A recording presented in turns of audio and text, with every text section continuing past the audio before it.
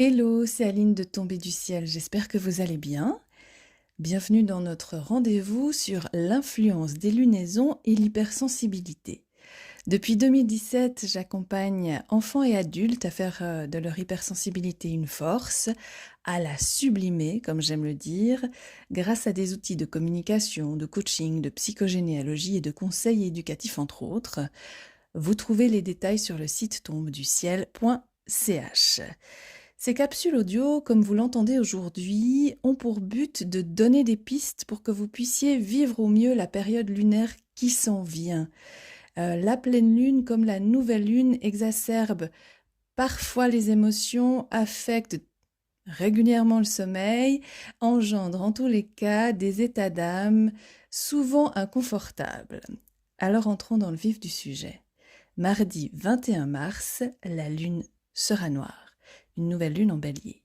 Une première lune de l'année zodiacale qui logiquement redonne de l'élan, invite à semer les graines du printemps pour pouvoir fleurir en été.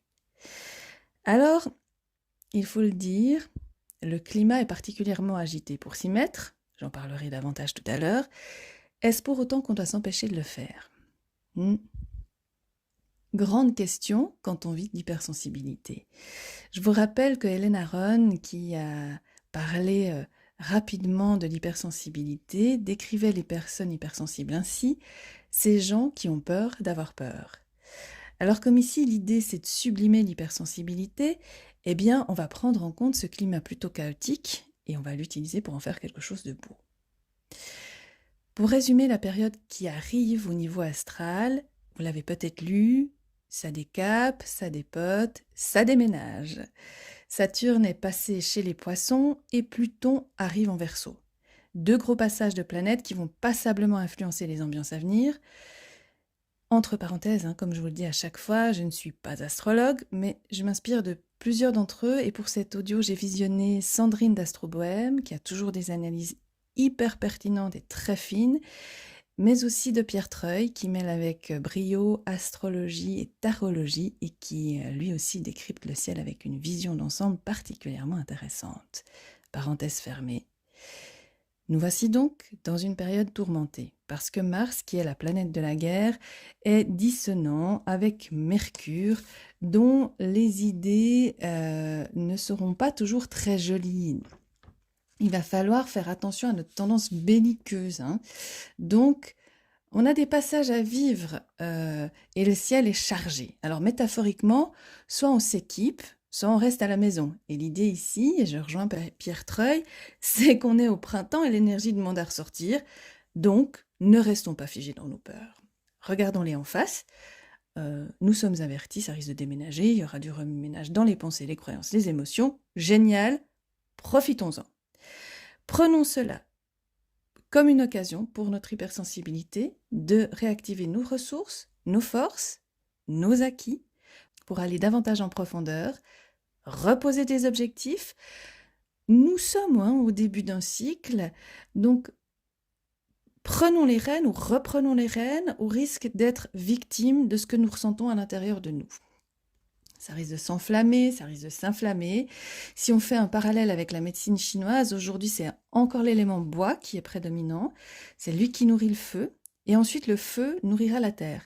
Mais on peut se demander pourquoi le feu est déjà si présent. Et si pour prévenir, il fallait pas se raisonner, c'est-à-dire mettre moins de bûches parce que la cheminée est pleine et que trop de chaleur entraîne beaucoup de colère quand il s'agit du foie. Donc, métaphoriquement, on met moins de bois, il fait déjà plus chaud dehors, donc on a moins besoin de se chauffer, on nettoie la cheminée, on apprend à remettre les bûches qui sont juste nécessaires pour clore ce printemps et pour nous permettre d'avancer un peu plus léger vers l'été. Donc les conseils, plus que jamais, soyez à l'écoute. C'est le grand conseil que je vous donnerai, c'est d'être à l'écoute de toutes les dimensions de votre être, de vos pensées. Qu'est-ce que vous vous racontez ? Et vous mettez à la poubelle tout ce qui vous salit. Et je peux vous assurer que si vous êtes en conscience avec ce que vous pensez, il n'y a plus grand-chose qui reste. Soyez aussi à l'écoute de vos sensations physiques. parce qu'il y a beaucoup de feu, comme on le disait, donc ça s'enflamme, il peut y avoir des états d'inflammation. Donc, des fois, on ralentit ou on choisit quelque chose de plus doux, ou voilà. Hein, on va se mouvoir parce que c'est quand même l'énergie du moment. Et puis, il y a aussi la dimension émotionnelle. N'attendez pas le cumul. Trouvez des moyens de décharger, d'exprimer, de libérer euh, avant que ce soit trop tard. Et même, je dirais, dès que ça monte pour éviter le volcan. Ce sera hyper important de prendre, dès le moment que vous le sentez, donc l'hypersensibilité à ça de beau, c'est que en général, on supporte moins facilement les désalignements. Donc dès que quelque chose ne va pas, notre corps, souvent, ou nos pensées aussi, et nos émotions parfois, nous signalent qu'il y a quelque chose qui doit être réglé. Donc on doit s'arrêter et on doit faire le point. Et très rapidement. Quelle chance, hein, pour rester tout le temps aligné et être sur notre droit chemin.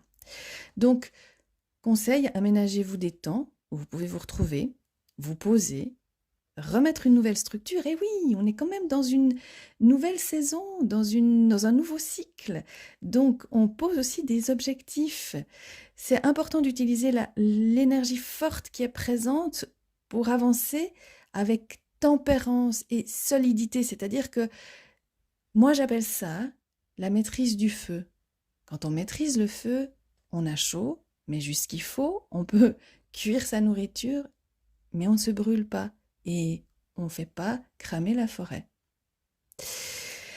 Pour les enfants hypersensibles, évitez, s'il vous plaît, les aliments sucrés. Et plus que jamais maintenant.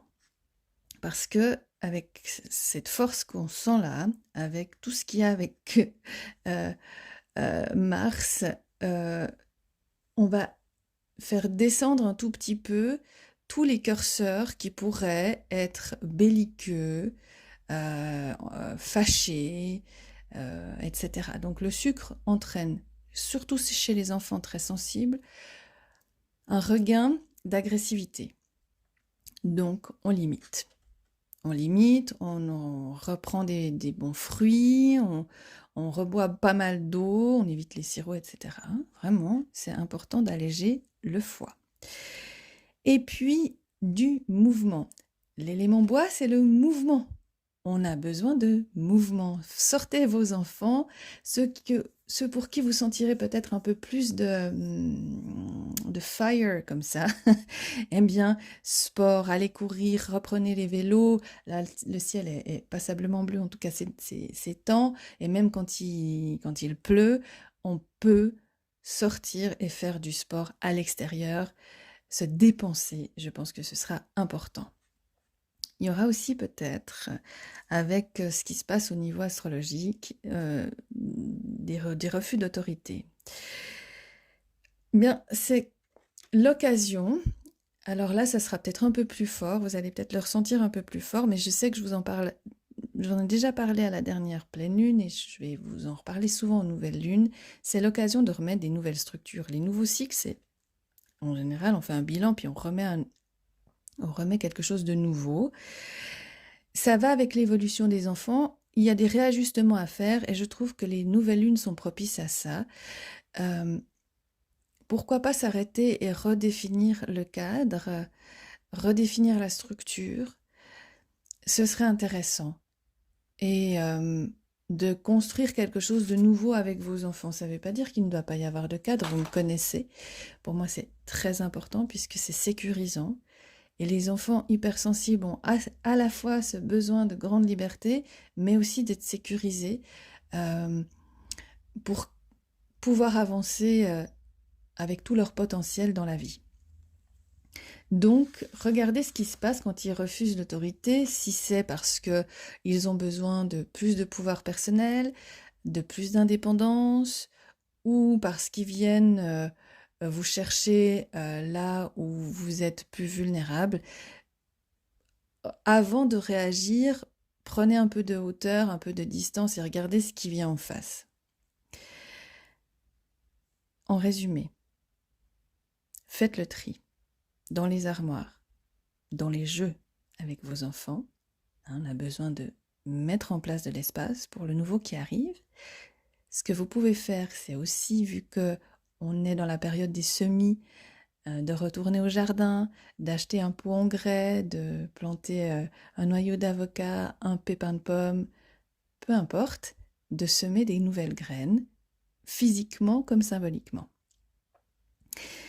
Je vous encourage, si cette période s'avère trop intense, de demander de l'aide pour trier vos idées, vos émotions, vos croyances. Parfois, quand on a le nez dedans, on a l'impression d'être embué, aveuglé. Et la prise de distance nécessite parfois l'aide d'une tierce personne. Ne restez pas seul dans le brouillard. Voilà. Prenez soin de vous et belle lunaison à vous.